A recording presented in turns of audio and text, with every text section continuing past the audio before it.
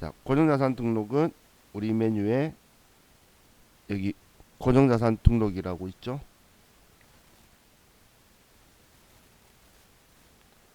자, 그럼 고정자산 등록을 클릭하시고, 자, 스마트에이 때랑 사용 방법은 똑같아요. 여기 F2번 눌러서 그 계정 과목 선택하는 방법이 있고, 그냥 엔터를 치시면 아래에 계정 과목 코드를 쳐서 이제 여러 개 종류의 계정 과목들을 한 번에 쓸 수 있도록 되고, 그 차이 입력하는 방법은 똑같다고 보시면 돼요. 자, 그럼 첫 번째는, 자, 우리 프린트 보면서 바로 입력을 하면, 기계장치에 대해서 보면, 자, 기계장치 1번에 운반기가 있죠. 그러면 F2번 눌러서 기계장치, 자산 코드는 1번, 운반기, 취득은 2016년 7월 15일 날. 자, 지금 저는 가려서 안 보이는데 오른쪽에 감가상각 방법이 있는데, 자, 이 KLF 프로그램에서 제가 제일 불만인 기능이 이거예요. 제가 왜 불만이라고 표현하냐면, 감가상각 방법을 우리 스마트에이에서는 입력하는 중에 정해법이다, 정율법이다라고 우리가 확인을 하고 선택을 하는 위치로 들어가는데, 이 KLF 프로그램은 취득 연월일을 입력하면 기초가액으로 바로 넘어가 버려요. 그리고 여기 안에서 감가상각 방법을 체크하는 데가 없어요. 여기서 하는 건데, 그렇기 때문에 우리가 알아서 스스로 확인해야 돼요. 그럼 지금 우리 운반기는 정율법이니까 문제가 없죠. 그럼 기초가액은 2,500만원, 정기말 상각 누계액은 1,120만원이고, 자, 내용 연수는 5년. 자, 그리고 여기에서 500번대다 800번대다 이거 선택을 정확하게 해주셔야 컴퓨터가 나중에 분개하기 위해서 계산자료 입력에서 불러온다고 했을 때 정확하게 불러오게 될 거예요. 그럼 이번엔 공장에서 쓰는 거니까 1번 500번대를 선택하고, 마지막에 업종 코드는 13번. 그냥 이건 F2번 누르지 마시고 그냥 따라 13번이라고 치세요.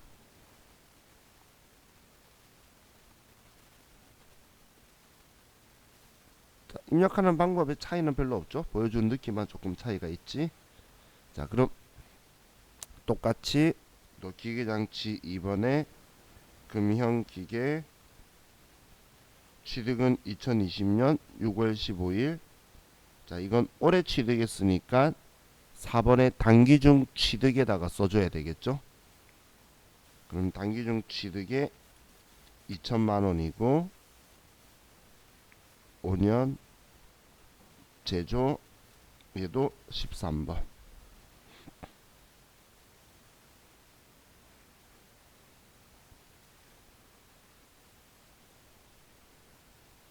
자, 지금 여기 기초가액이 안 쓰는 이유가, 이 기초가액은 이렇게 의미로 보시면 돼요. 우리 이번 기수의 초니까 1월 1일이죠. 1월 1일에 적혀 있는 계정 과목의 장부 가액을 쓰는 거예요.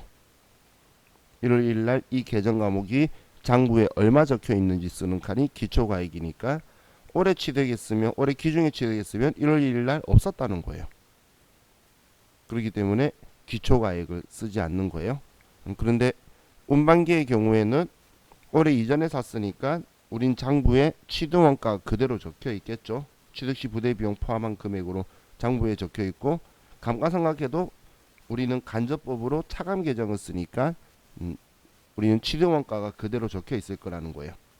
그래서 이 취득원가가 있고 감가상각 누계액 쓰는 건데, 올해 이전에 샀으면 올해 취득한 거는 여기 단기중 취득에 쓰거나, 혹은 이 단기 증가라는 건 뭐냐면 자본적 지출이 발생했을 때 쓰는 거예요. 자본적 지출이 발생하면 자산으로 처리해서 자산가액이 합쳐지게 되죠. 그렇게 컴퓨터가 계산하도록 넣어주는 게 단기중 취득, 단기 증가다라고 보시면 돼요. 자, 그럼 우리 이번엔 특허권이 있어요. 자, 특허권은 3번 특허권이고 2019년 1월 1일 날 그리고 정액법으로 샀는데, 자 그럼 이 특허권은 1월 1일 날 기초 장부의 특허권이란 개정 과목에 얼마라고 적혀 있었을까요?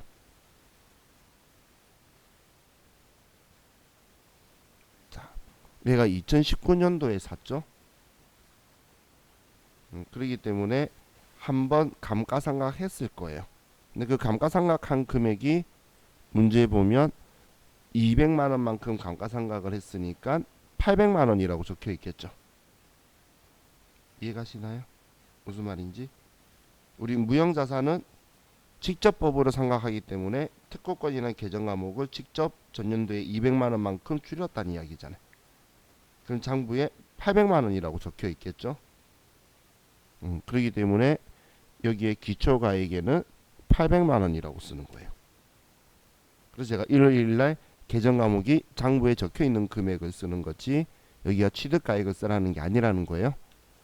그리고 200만 원이고 내용연수 5년, 얘는 관리부니까 6번 800번 되고 63번 자 이렇게 써주면 입력이 끝났는데, 자 보세요.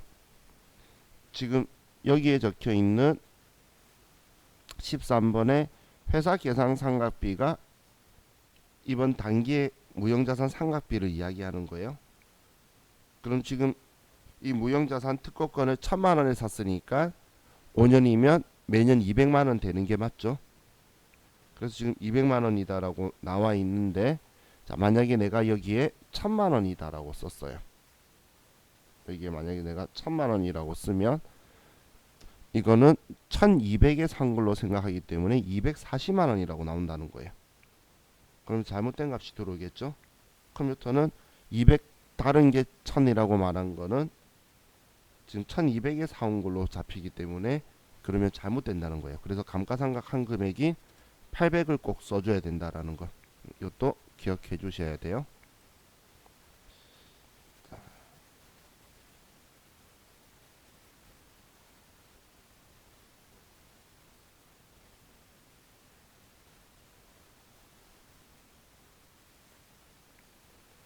다음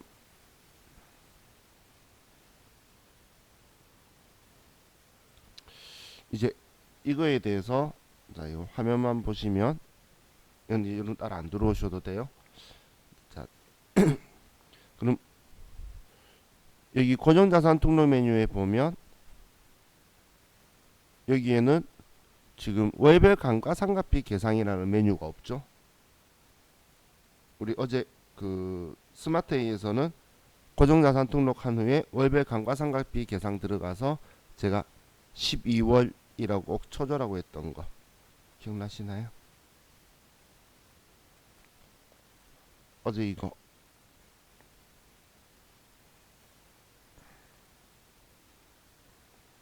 고정자산 등록한 후에 월별 감가상각비 계상 여기 들어가서 작업을 해줬는데, 그래야 계산자료 입력에서 불러와줬죠. 그런데 우리 이 K랩 프로그램에서는 그거 할 필요가 없다는 거예요. 그래서 여기 메뉴가 없고 그냥 계산자료 입력에 들어가서 위에 감가상각이라고 누르면 자동으로 여기 다 들어와 있죠. 방금 입력한 게. 그렇기 때문에 우리 K랩에서는 월별 감가상각비 계상을 안 해도 얘네들이 불러와진다고 보시면 돼요. 자, 그래서 우리 고정자산 등록하면 단기 감가상각비를 컴퓨터가 인지해서 자동으로 다 불러와 줄 거다, 이렇게 생각하시면 돼요. 자, 그럼 이제 우리 교재의 448페이지, 우리 파일은 32페이지 가셔서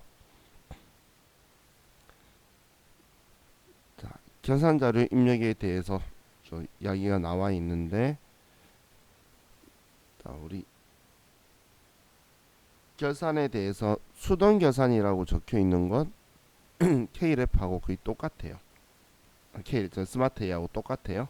근데 차이가 있다면, 자, 자동 계산에서 지원해 주는 게 우리 자동 계산인 거고, 자동 계산이 지원 안 해주는 게 수동 계산이라고 했죠. 그러면 스마트 AI하고 차이가, 자, 계산 자료 입력에서 보면, 자, 첫 번째가 제조업이기 때문에 상품 매출 원가가 아니고 제품 매출 원가예요. 그러면 물건 만들어야 되니까 원재료가 있을 거라서 기말 원재료 재고액이라는 게 있고, 그리고 또 기말 제공품 재고액이 있고, 그리고 기말 제품 재고액을 써줄 거라는 거예요. 상품은 기말 상품 재고액 하나만 쓰면 되는데, 우리 제조업은 원재료 사온 거 중에 쓴 금액 산출하고, 그리고 공장에서 들어간 경비들도 산출을 하고 인건비하고, 그리고 우리 제공품은 제품이 되는 중간 단계인데 아직 다 못 만든 거하고, 그리고 우리가 완성한 물건 중에 남아있는 거 빼면 나머지는 팔렸다고 쓸 거기 때문에 우리는 기말 재고 자산에 대해서 제조업은 기말 원재료 재고액과 기말 제공품 재고액과 기말 제품 재고액 이렇게 세 가지를 써주게 될 거예요. 자, 그리고 우리 또 두 번째가 감가상각비는, 지금 여기 감가상각 버튼을 눌러서 고정자산에 있던 걸 불러오는 방법이 있고, 문제에서 단기 감가상각비를 이제 알려주면 직접 쓰는 방식도 어제 우리 해봤죠. 그럼 직접 쓰는 방식대로 하는 것도 있는데, 자, 이 제조업이기 때문에 이걸 생각을 하셔야 돼요. 자, 지금 이 결산자료 입력은 손익계산서예요. 전체 큰 틀은 손익계산서라고 제가 표현하는 건 매출액에서 매출 원가 빼면 아래쪽에 매출 총이익 나오고, 판관비를 빼면 영업이익, 영업외 수익도 하고, 영업외 비용 빼면 법인세 차감전이익, 법인세 빼면 당기순이익. 그럼 지금 얘는 손익계산서죠. 그럼 손익계산서면 우리 제조원가에 관련된 500번대는 매출원가 쪽에 들어가 있어야 되고, 매출원가에, 그리고 800번대에 관련해서 돈 들어간 것들은 판관비 여기에 들어와 있어야 된다는 거예요. 그럼 매출 총이익을 기준으로 위쪽은 제조경비, 아래쪽은 판관비라고 보면 되겠죠. 매출 원가 쪽이 우리 500번대니까. 자, 그럼 지금 이 위쪽이 매출 총이익, 위쪽이 매출 원가이기 때문에 여기 500번대라는 거예요. 그럼 지금 감가상각비에 대해서 이야기하면 우리가 공장에서 사용한 물건들에 대한 감가상각비는 500번대로 쓸 거기 때문에 여기 일반 감가상각비 적혀 있는 여기에 K랩은 이쪽을 보시면 돼요. 왼쪽에 518번 이 번호로 차변의 감가상각비로 분개해 주겠다는 거예요. 500번대 감가상각비로 분개해 줄게 이거고, 그럼 800번대는 판관비에 보시면 또 감가상각비는 818번 이 감가상각비로 얘네들 분개해 주겠다는 거겠죠. 그렇기 때문에 여기 매출 총이익을 기준으로 해서 위쪽 아래쪽으로 볼 수가 있는데, 자, 지금 기준을 이걸로 잡아서 매출 총이익을, 위쪽은 지금 500번대의 감가상각비고 아래쪽은 800번대의 감가상각비예요.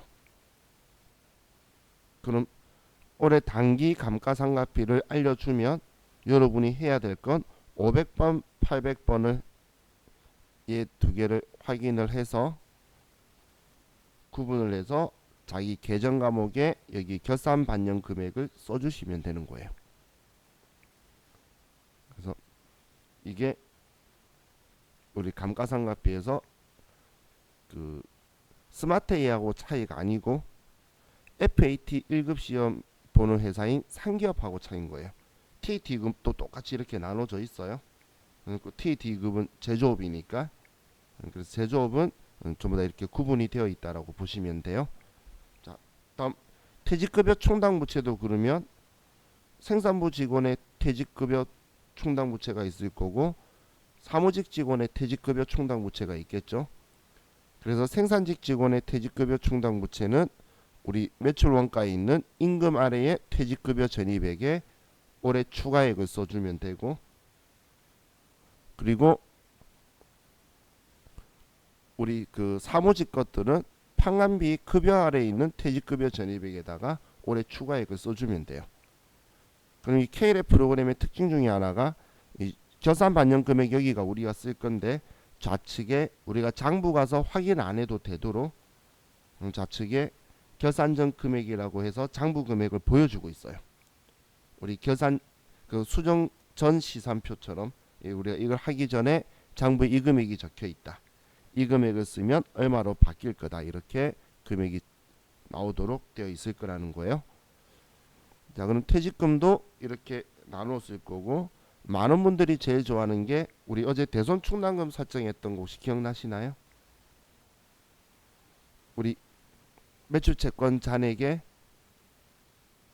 대손 추정률을 곱하고 그리고 대손 충당금 잔액을 뺐죠. 이거 똑같이 해도 상관은 없는데 합계 잔액 시산표에 가서 12월 달로 해서 외상 매출금의 잔액에 대손 충당금 잔액 빼고 받은 잔액에 대손 추정률 곱하고 대손 충당금 잔액 빼고, 그죠? 그리고 이걸 우리 계산 자료 입력에 여기 대손 삼각에다가 금액을 써주면 분계가 될 건데, 근데 이 K랩 프로그램은 위에 보시면 대손 삼각이라고 있어요. 이 대손 삼각 버튼을 누르면 컴퓨터가 알아서 방금 장부에 있던 외상 매출금의 잔액이 1억 3,416만 원이었죠. 그리고 대손 충당금 잔액이 없죠. 그러면 컴퓨터가 외상 매출금의 잔액이 이 금액이고 지금 내가 1% 할 거라 그러는데 대손 충당금 잔액이 없으니까 이 금액 충당해야 된다고 컴퓨터가 계산해 주는 거예요. 받을 놈도 4,800이 있는데 1%면 48만 원인데 대손 충당금이 30만 원 있으니까 18만 원 보충하면 된다고 그냥 컴퓨터가 다 계산해 줬어요.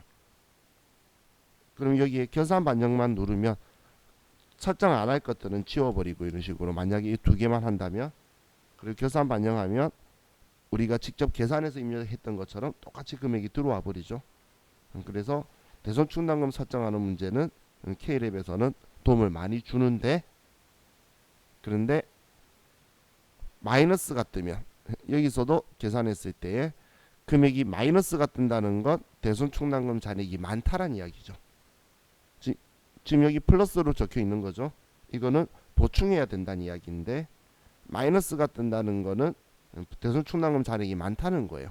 그거는 도로 다시 나가서 우리는 꼭 수동 계산을 먼저 해야 되기 때문에 대손 충당금 환입 분계를 수동 계산을 해놓고 다시 들어와야 되는 거예요. 그래서 그 부분에 이제 똑같은 점은 있지만 마이너스면 나가야 되는 게 있지만 그냥 보충할 때는 얘가 좀 편리할 거예요. 자, 그리고 그 법인세 계상하는 거에 대해서 산납세금이 있으면 산납세금 먼저 정리 수동 계산을 했었죠. 그리고 나머지 금액을 자동 계산에 써주는 방식으로 어제 했는데 K랩 프로그램은 그냥 전부 다 자동 계산할 거예요. 방금 915만 원이 여기에 보면 산납세금 915만 원 장부에 있다고 자동으로 나와요. 그럼 여기에 똑같이 915만 원을 쓰고 추가로 우리가 더 할 거를 여기에 써주면, 내년에 납부할 거 써주면 컴퓨터가 산납세금 정리 분계도 해주고 나머지 미지급 세금으로 정리해주는 분계도 컴퓨터가 해줄 거예요. 그래서 법인세 정리는 여기는 무조건 완전 자동으로 전부 다 처리한다라고 보시면 돼요.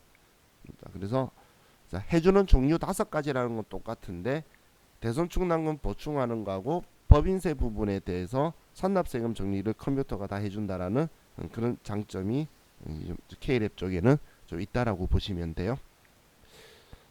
자, 그럼 어떻든 간에 5개 똑같다라고 했으니까 그러면 수동 계산은 일반 전표 12월 31일 날 하는 건 똑같은 거예요.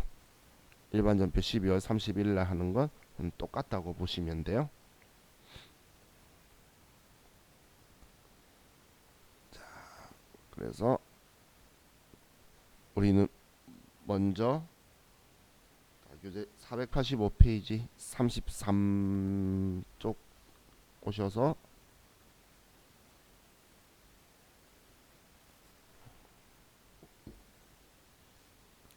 자, 수동 계산 분계를 먼저 하고 그리고 자동 계산 들어가 보고 그렇게 할게요. 자, 첫 번째는 재고자산에 대한 기말 원가는 다음과 같다 적혀 있는데, 이건 기말 재고자산 관련된 문제는 우리는 자동 계산으로 하는 게 제일 좋아요. 그리고 제조업 거는 여러분들이 수동 계산 분개할 수가 없어요. 거의 원가 집계를 해내기가 힘들기 때문에. 그래서 얘는 자동 계산을 할 거예요. 다음 퇴직급여 충당 부채 추가 설정액이 있는데, 얘도 4천만원 중에 제조부 거 500번대 거 800번대 거 이렇게 적혀 있는데, 이것도 자동 계산 가서 하면 편하겠죠. 다음 대손 충당금은 매출 채권 잔액에 대해 1%를 설정한대요. 그럼 대손 충당금은 어떤 채권을 설정할 거냐, 몇 %를 설정할 거냐. 자, 이것만 확인하면 이건 미리 계산 안 해도 되겠죠. 컴퓨터가 자동으로 해줄 거니까. 자, 다음 유형자산에 대해 다음과 같이 감가상각하다 적혀 있는데, 지금 그럼 고정자산 등록과 관계없이 아래 금액으로 하라는 건 이 금액 가지고 판관비 거, 제조경비 거 이것만 구분해서 있다가 자동 계산을 하면 되겠네요. 그럼 5번에 대여금에 대한 단기기간 경과분이자 60만원 계상하다. 자, 이건 우리 자동 계산 이야기가 아니죠. 그렇기 때문에 자, 이거에 대해서 수동 계산이니까 이제 분개를 해보면,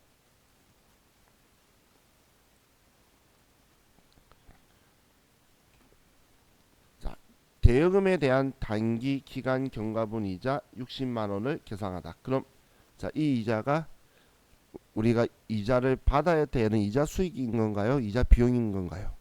그걸 먼저 여러분들이 정확하게 인지하시고, 대여금은 돈 빌려준 거잖아요. 그럼 빌려준 거에 대한 이자니까 내가 이자 받아야 되는 거죠. 그럼 이자 수익을 인식해야 되는 거예요.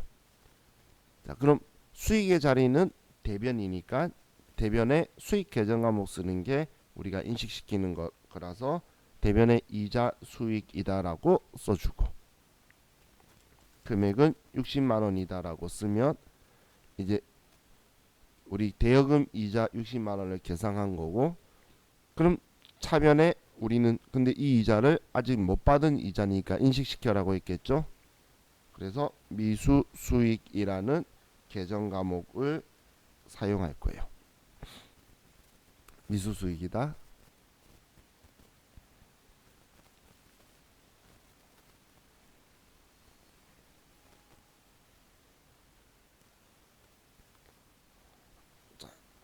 다음 6번에 가수금 잔액은 전액 LG전자 제품에 대한 계약금으로 밝혀지다. 그럼 우리 현금과 부족, 가지급금, 가수금은 우리 미결산 항목으로 우리가 결산 때에 장부에서 지워줘야 되는 항목인데, 그럼 우리 가수금은 자산일까요, 부채일까요?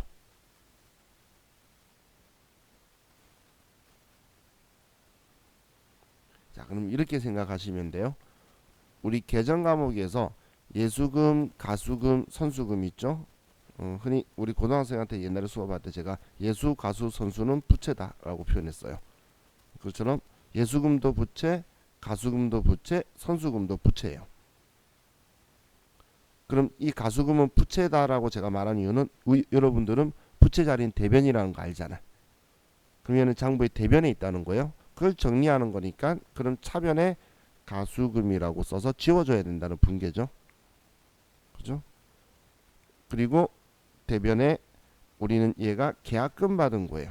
그래서 선수금이다 LG전자로 이렇게 분개가 돼야 된다는 거예요. 근데 지금 금액을 안 알려주고 있죠. 그럼 금액은 우리가 장부에서 조회할 거예요.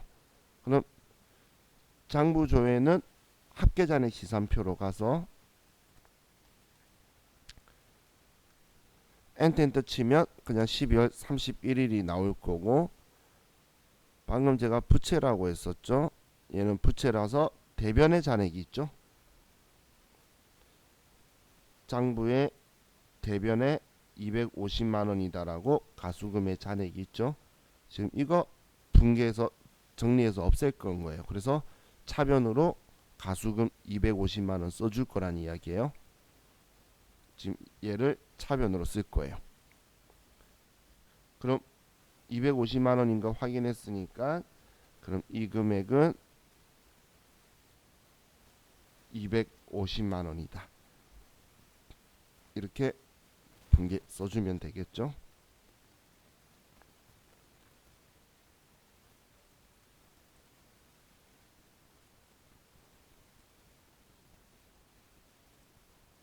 자, 다음 7번 장기 차입금에 대한 기간 경과분 이자 258만 원을 계상하다.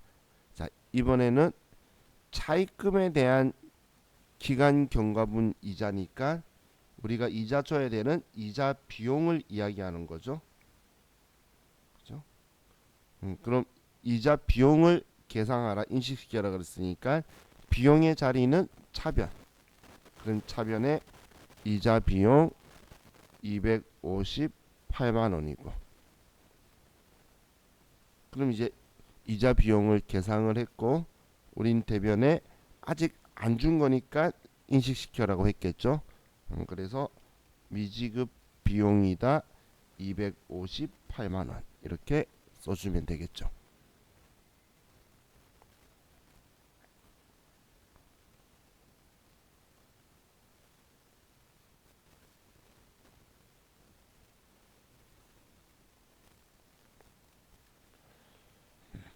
자,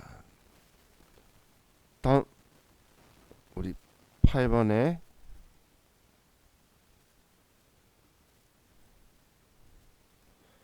단기 보험료 중 기간 미경과분 25만 원을 계상하다.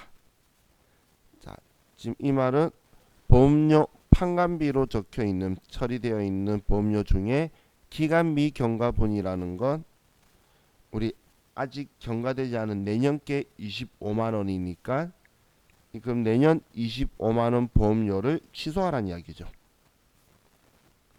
그럼 비용의 자리는 차변인데 지금 미경과분 내년 거 25만 원만큼 취소할 거면 반대쪽인 대변에 우리는 보험료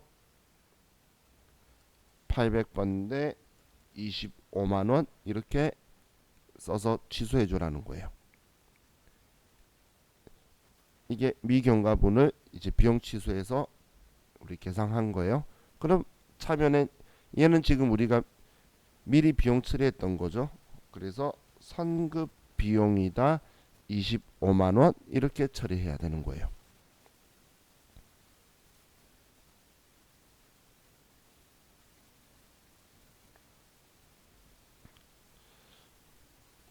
자,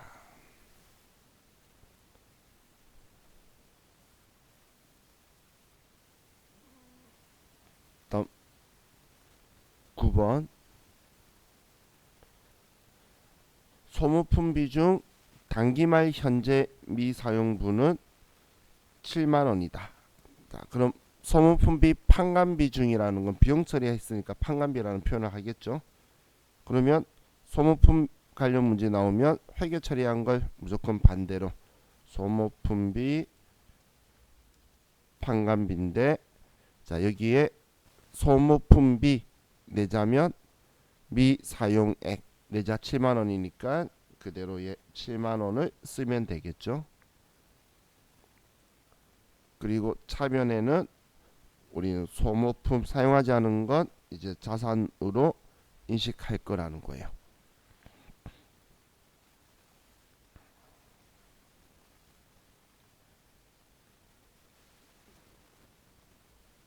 그럼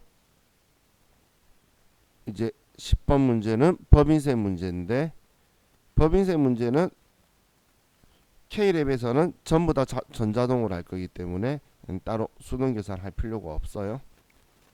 자, 그럼 우리 지금 했던 분계 이 5개 있죠? 이 5개를 일반 전표 12월 31일 날 자, 얘를 먼저 입력하도록 할게요. 이걸 먼저 입력.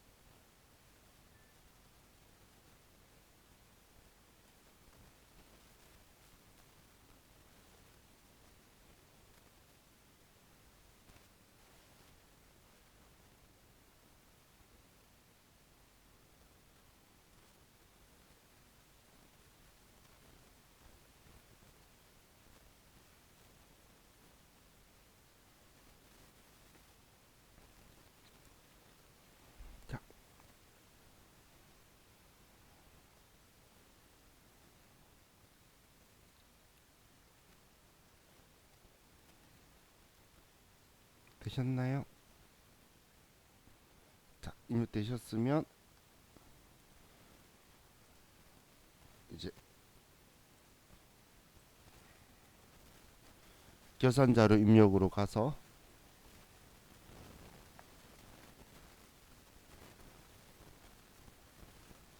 여기에서도 똑같이 엔터. 날짜 쓰려고 하지 말라 그랬죠. 우리 시험 때 실수하니까. 자, 저는 지금 방금 손댔기 때문에 이거 뜨는 거고, 여러분은 그냥 아무것도 안 뜨고 이렇게 바로 들어오죠. 그럼 방금 우리가 수동 계산했던 내용이 지금 여기에 전부 다 반영된 거예요. 여기에 전부 다 반영되어 있는 거예요.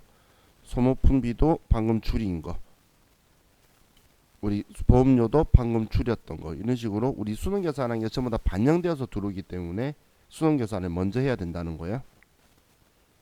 자, 그럼 우리 이제 문제에서 1번 문제 보면, 자, 쉬워요. 어렵게 생각할 필요 없어요. 자동 계산은 지금 기말 재고 자산이 이 금액만큼 있다는 거예요. 그럼 원재료, 제공품, 제품이 있죠.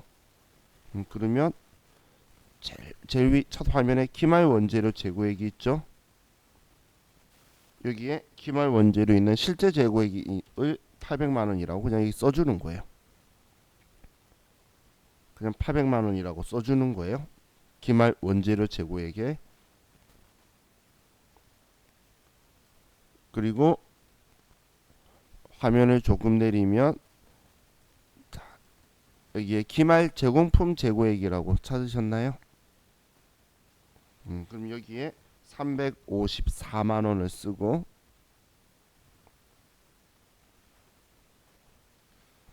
그리고 또 그 조금 아래에 기말 제품 재고액이라고 있죠.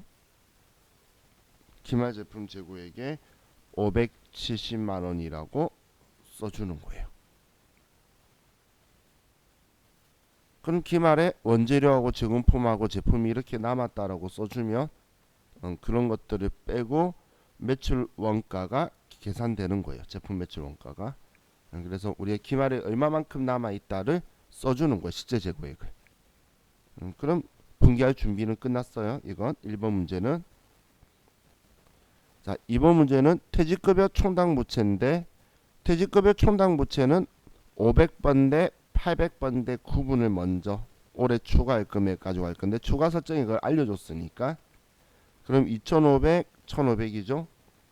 제조부 거는 우리 생산부 직원의 월급은 임금이라 그러죠. 그럼 매출 원가에 임금이 있고, 임금 아래에 퇴직급여 1200, 여기에 금액 2500만 원이라고 써주는 거예요. 아래는 퇴직연금 충당금이에요. 여기 쓰는 거 아니고 퇴직급여 1200에 2500만 원이라고 쓰고, 생산부 거, 우리 여기 제조부 거는 임금 아래에. 다음 우리 판매관리비, 우리 사무직이나 영업부 직원은 판관비. 화면 조금 아래 내리면 판관비가 있죠. 판관비 아래에 급여 아래에 있는 퇴직급여 1200에 1500만 원이라고 써주기만 하면 돼요.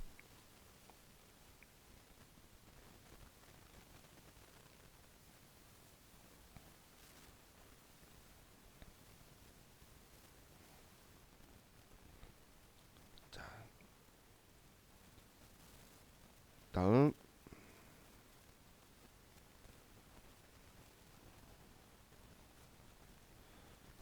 대손 충당금 매출 채권 잔액에 대해 1%를 대손으로 설정한다. 자, 그럼 대손 충당금은 여기에 보충할 금액이 들어와야 되는데, 위에 대손 상각이라고 있죠. F8번. 자, 대손 상각 버튼을 클릭을 하고, 첫 번째 할 작업은 대손율이 1%인지 아니면 2%인지 3%인지 몇 %인지에 따라서 보충할 금액이 바뀌니까, 자, 우리는 1%를 설정할 거죠. 그럼 기본값은 1%고, 그 다음 어떤 계정 과목에 대해서 설정할 거냐.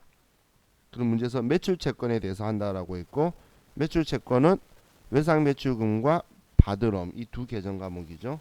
그러면 여기 녹색 적혀 있는 게 결산 분계를 해줄 거란 이야기예요. 그럼 이 두 계정 과목을 제외하고는 지금 설정을 하면 안 되는 거예요.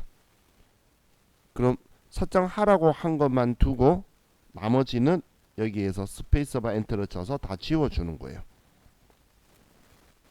그래서 설정할 것만 금액을 남겨놓고 설정할 거 아닌 거는 우리 스페이스바 엔터를 쳐서 우리가 전부 다 지워주는 거예요. 컴퓨터는 지금 외상매출금 받으러 오면 판관비인 대손상각비로 분개해 줄 거고, 얘네 대여금이나 선급금이나 미수금은 영업외 비용인 기타의 대손상각비로 분개할 거라고 컴퓨터는 다 인지하고 알고 있는 거예요. 근데 우린 지금 이거에 대해서는 설정할 게 아니기 때문에 하라고 하는 것만 해야 되지, 다른 것까지 하게 되면 비용을 더 많이 처리하게 되기 때문에 안 돼요. 그럼 이 두 개만 금액을 남겨두셨으면 아래 결산 반영이 있죠. 아래 결산 반영 버튼 누르시면 자, 여기에 이제 금액 두 개가 들어왔어요. 그죠? 자, 다음 우리 그냥 이거 마무리 두 개만 마무리하고 쓸게요. 찍고.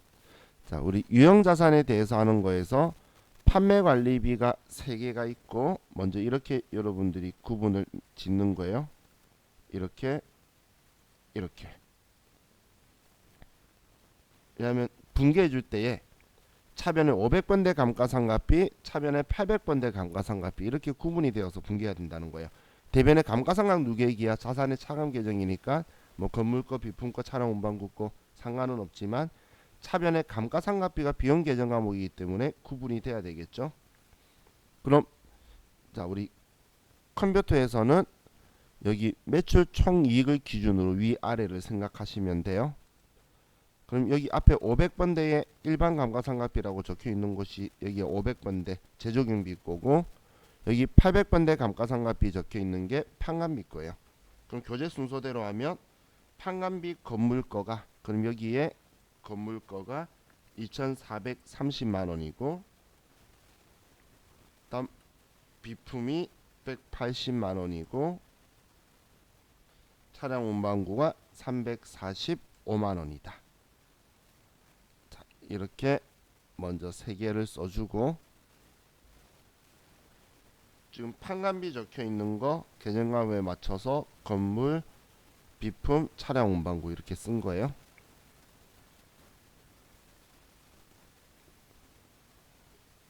그리고 제조경비에 우리 차량 운반구가 290만 원이고 기계장치가 1080만 원이다.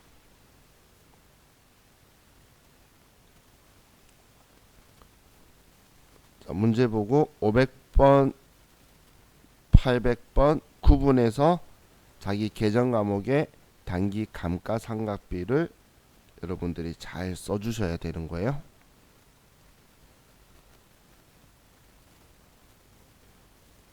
되셨나요?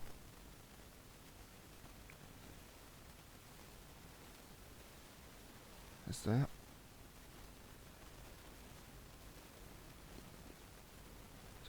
유주씨 됐어요? 네.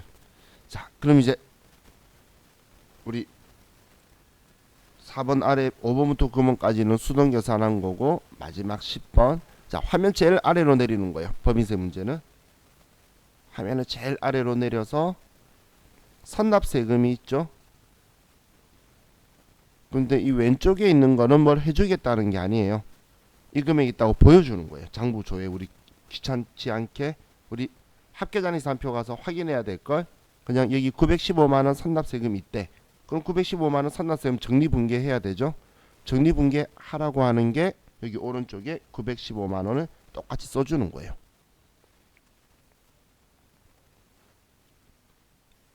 (915만원) 똑같이 옆에 그대로 쓰면 선납세금 정리분계하라고 내가 지금 금액을 넣어준 거예요. 그럼 이제 아래 추가 계상액은 지금 우리 문제를 보면 법인세가 총 2천만원이라고 했죠. 2천만원인데 선납세금이 950이니까 그럼 1085만원만 내년에 내면 되죠. 무슨 말인지 이해가시나요? 총 법인세가 2천인데 915만원을 선납세금 미리 낸 거예요. 그러면 우린 추가로 낼게 1085만 원인데 그걸 추가 계상액에 1085만 원이다 이렇게 써주는 거예요. 여기에다가 추가 계상액 라인 있죠. 그럼 이렇게 입력해서 보면 법인세 등이 2천만 원으로 문제처럼 법인세가 2천만 원 나와 있죠. 이렇게 하면 이제 분기할 준비는 끝났고, 자 그럼 여기에서 제일 중요한 생명이 뭐냐면 이거 안 누르면 결산 문제 안 푼 거라고 했어요. 그래서 자 전표 추가 눌러서 우리 분기하시겠습니까? 예 하면 여기에 자동 결산 분기 완료라고 글자가 떠요. 전표 추가 눌러서 예라고 하면 자동 결산 분기 완료라고 떴죠. 그죠? 이렇게 하면 우리 일반 전표 12월 31일 날 이제 결대로 해서 지금 우리가 했던 거 500번대 퇴직급여 그리고 500번대의 감가상각비들 그리고 또 800번대 퇴직급여 800번대 감가상각비 대손충당금 선납세금 정리 그리고 법인세 계상 전부 다 분기가 들어와 있으면 정확하게 된 거예요. 자, 제조업이라서 조금 늘어난 느낌이 있지 뭐 대손충당금이나 선납세금 부분은 조금 편리하죠. 그죠? 자 우리 이게 우리 K랩 가지고 우리가 자동 계산 해보는 거였어요. 자 그럼 우리 좀 쉬었다가 또 하도록 할게요. 쉬었다 합시다.